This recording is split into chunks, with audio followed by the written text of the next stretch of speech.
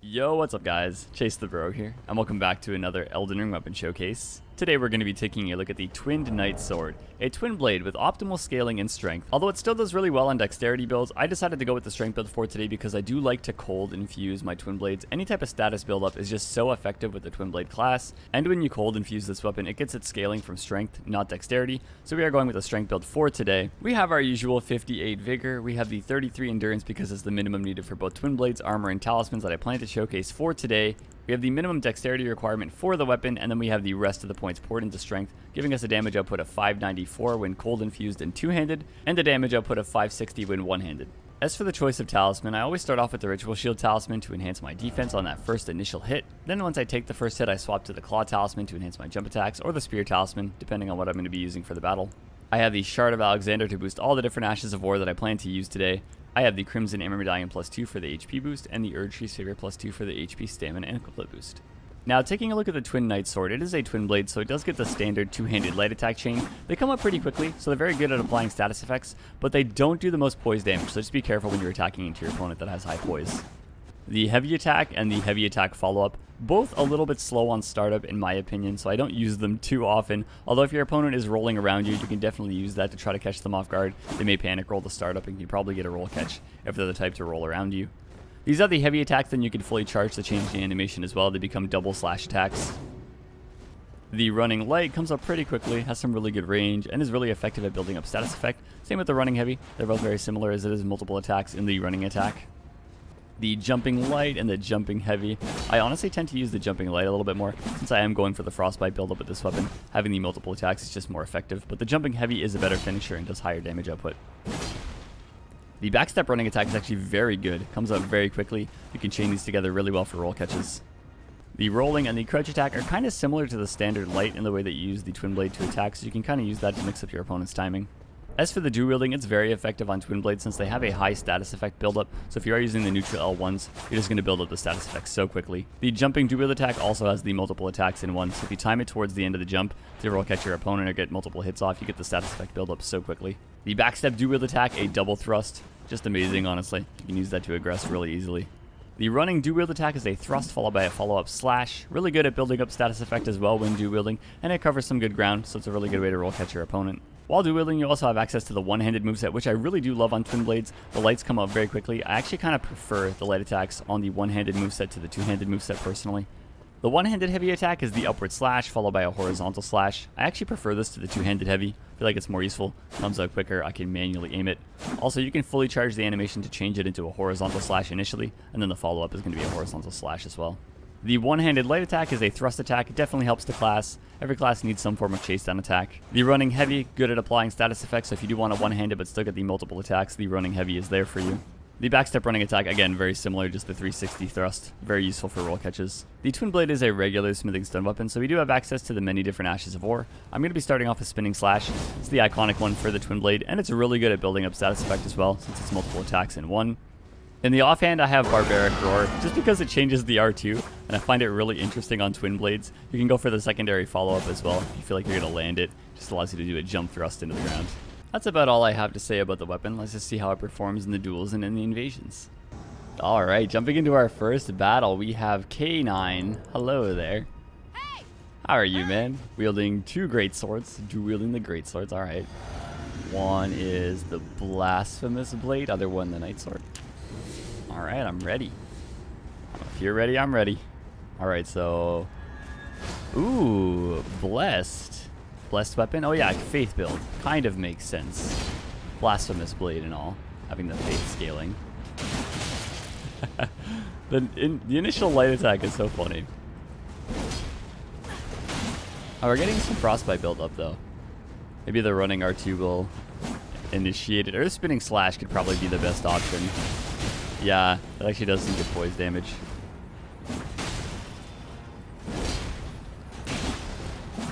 The 97 damage. Let's mix it up. We'll go one-handed. It's actually got a good running light for chase downs. Oh, a guard break. Oh, I was almost out of stamina. I could have get the crit at first. Very fun fight though, K9. I'm always a fan of the dual greatswords as well. Moving on to our next opponent, we have Ruindal. Hello there, Ruindal. How are you? Wielding what looks like the Godslayer Greatsword. Oh. Oh, I don't think I sat after my last fight. Oops. Oh well, that's okay. Let's go Ruindal. Let's see how the build goes. What looks like some form of regen.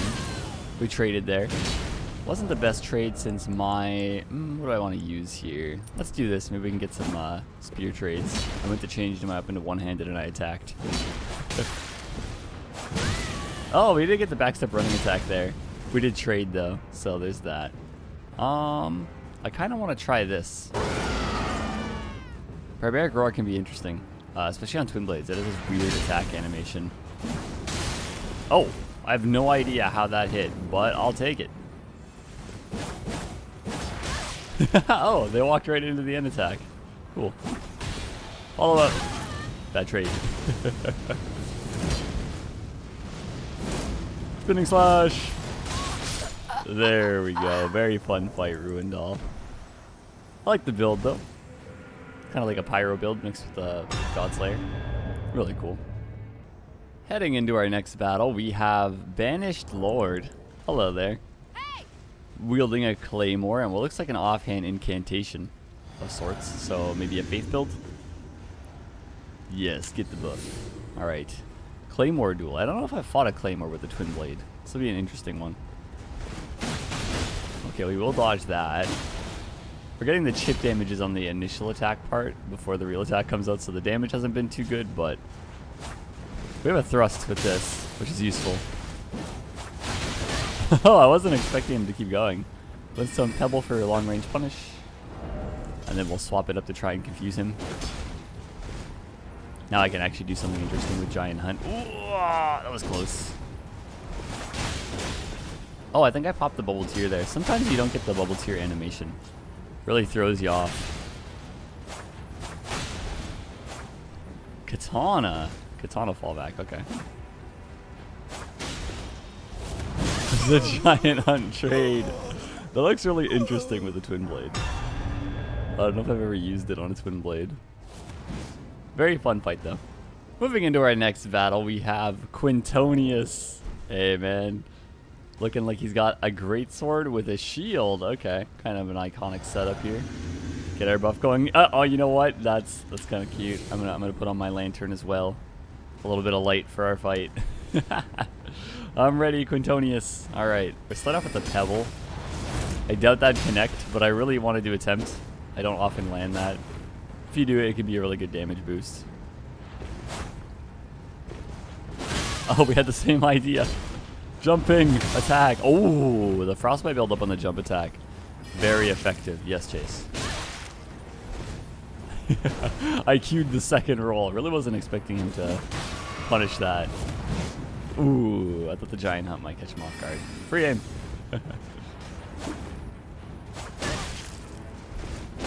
Ooh, close Quintonius. You can't parry the jumping attacks.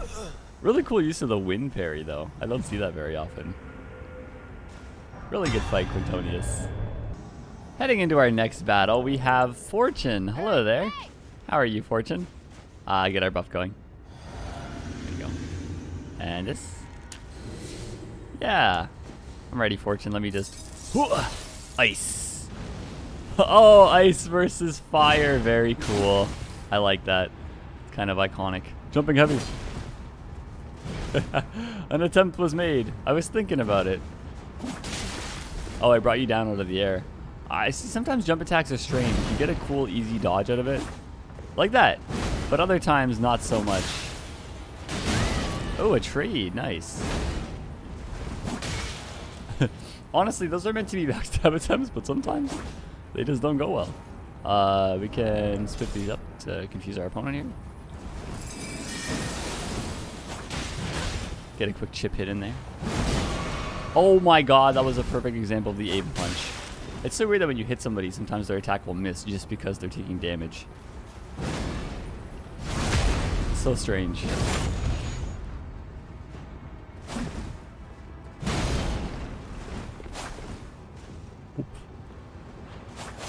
I was debating doing the back step, but Kind of walked right into my spacing, so the L1 worked there. Very fun fight though, Fortune. Moving on to the final match, we have Decor. Hello there. I'll give you a nice bow as well.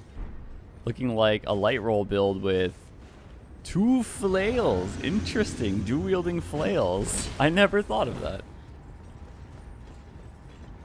Okay. Let's see. I wonder how the... What flail is that? Ooh, a frostbite one. Ooh, hey, twinning, Decor, twinning. Wait. Oh, I didn't get hit because they got frostbitten from the frostbite of the freaking mist. That's so rare. I guess they're already frostbitten. Can't really happen again. But very fun fight, Decor. That was pretty cool. I don't see flails like ever. I respect it. Alright, now let's just see how this performs in the invasions. Moving into the first invasion, we are in the deep root depths. This area I actually love invading. I feel like I've had some really good fights here. Hello! Hello? I see you guys up there. I'm on my way. Whoop. Fighting on the tree, always terrifying. Hello. I see a moon veil. Hello there. Elizabeth.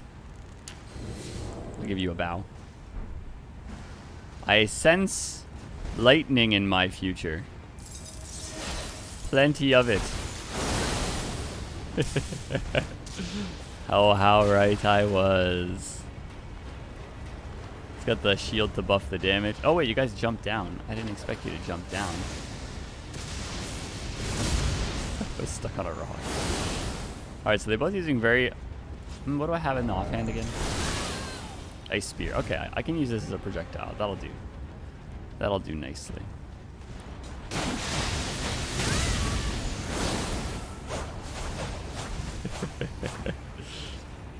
Yeah, moonveil that wall. I dare you.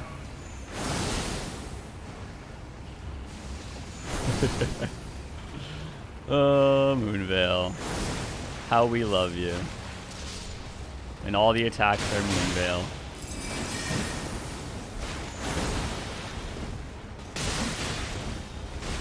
Lightning. Lightning. Lightning. This is the projectile team.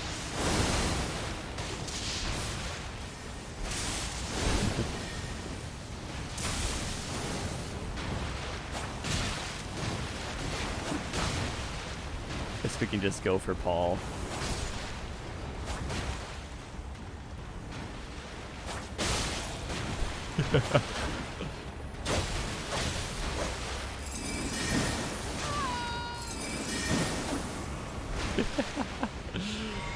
Paul alone we will roll catch very easily. It's just the kind of the combination between the two things here. Like we can't get hit by the moonveil and that at the same time. Other than that, we'll be totally fine. It's kind of like a dodging game of moonveil though at first.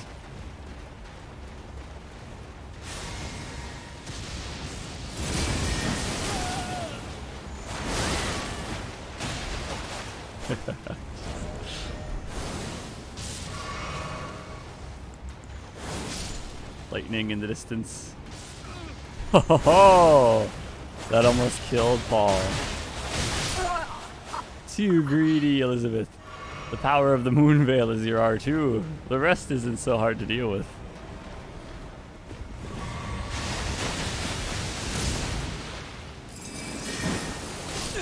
Okay. Interesting fight, guys. Let's give you a bow. I was definitely the projectile team, though. Moving into our next invasion, we are in the Halig tree, and we've invaded Leonard. Hello, Leonard. And he's got a blue. Hello, Mr. Blue. Hey, come back here. I think the blue is in for a dangerous time here. Wait, what the heck happened to my poor red teammate over there? Hello, Leonard.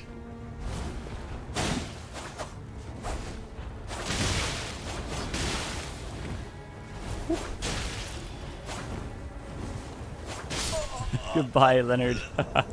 Interesting, though. Dual daggers, but one of them had Bloodhound Step. Interesting setup. I really don't know what finished off the teammate red. Maybe they had another phantom. Jumping into the next invasion, we've invaded Alexander. Hello, Alexander. How are you, man? Oh, hey, this is kind of looking just like a duel, but that's fine. All right, Alexander. Let's go. Let's do it. It's almost the Tree Sentinel cosplay, just you're missing the Tree Sentinel helm. Oh, that was an accident. You fell. Again with the falling. This is an interesting little area to be in, I suppose. Good frostbite build up. Whee. Oh no, not the duder. Watch out for the duder. You came down here. You chose our battleground. Okay, that's a lot of roll catches with the running heavy. Uh-oh.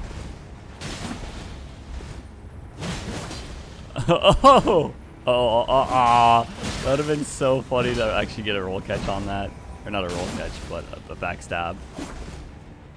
Oh, there's a blue behind me. It's got Moonveil, doesn't it? That's fine. Hello, Mr. Moonveil.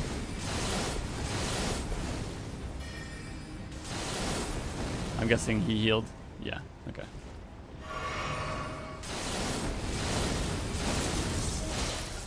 The wizard. My favorite part is when they keep blasting even when there's a wall.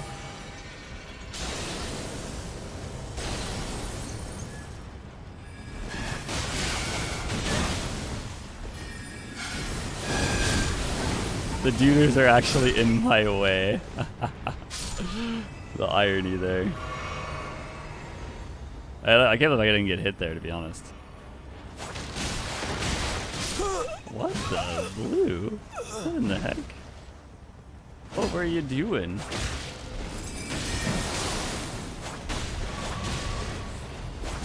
This turned bad very quick for Alex. There's even another red. I wonder if he'll die to a throwing knife. Yup, he literally had 2 HP. That's unfortunate you came in at the end, Castella. Very fun fight though. Jumping into the final invasion, we're in Grail's Dragon Barrel, and we've invaded Faith +1. Hello there.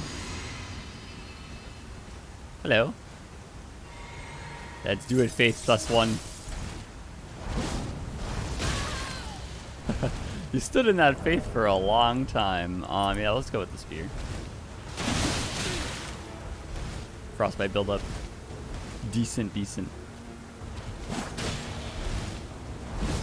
Spinning Slash is definitely one of the better Ashes of War to have on it. Ice Spear works as well, though.